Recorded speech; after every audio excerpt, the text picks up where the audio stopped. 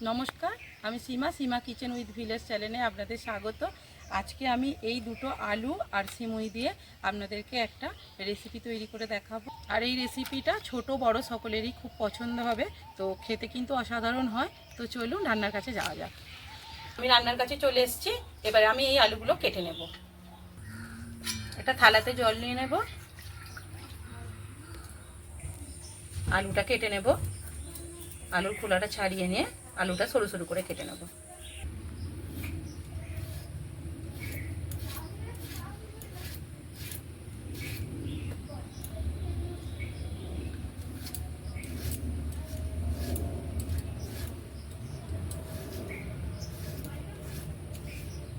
আলুটা এরকম সরু সরু করে কেটে নেব।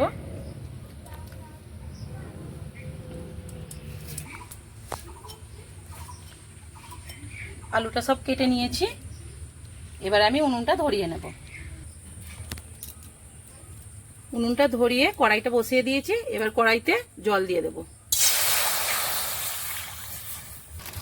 জলটা ফুটে গেছে। আমি এবার এই সিমুইয়ের প্যাকেটগুলো কেটে জলেতে দিয়ে দেব।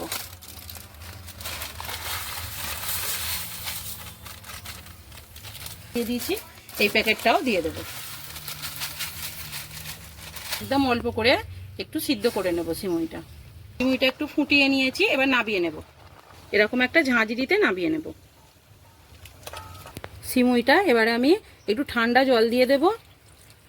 ঠান্ডা জল দিয়ে বারবার ভালো করে একটা ধুয়ে নেব। কড়াইটা এবার তেল দিয়ে দেব। কড়াইতে তেলটা গরম হয়ে গেছে। এবার আমি কয়েকটি কাজু আর এই যে কিশমিশ নিয়েছি, এগুলো ভেজে নেব।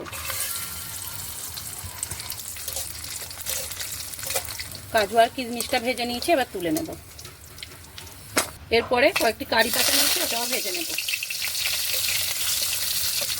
কারি পাতাটা ভেজে নিয়েছি, এবারে তুলে নেব।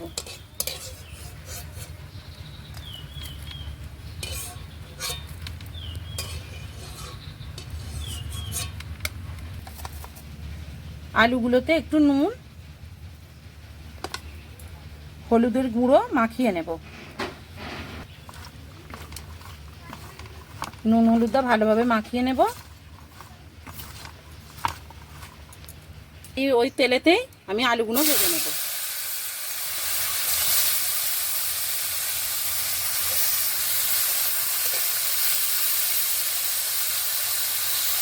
চাপা দিয়ে একটু ভালো করে ভেজে নেব। এবার খুলে দেখে নেব চাপাটা।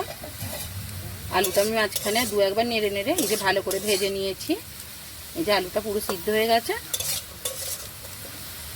আলুটা ভেজে নিয়েছি। এরপরে আমি সিদ্ধ করা সিমুইটা দিয়ে দেব। সিমুইটাও ভালোভাবে আলুর সঙ্গে ভেজে নেব।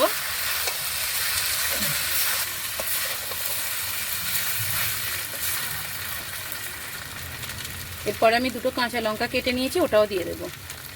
এরপরে পরিমাণ মতো নুন দিয়ে দেব। অল্প একটু লঙ্কার গুঁড়ো দিয়ে দেব। অল্প একটু হলুদের গুঁড়ো দিয়ে দেব। ভেজে রাখা কাজু কিশমিশ আর কারি পাতাটাও দিয়ে দেব। সব কিছু আরও ভালোভাবে একটু ভেজে নেব। রান্নাটা হয়ে গেছে। এবার আমি এটাকে নামিয়ে নেব।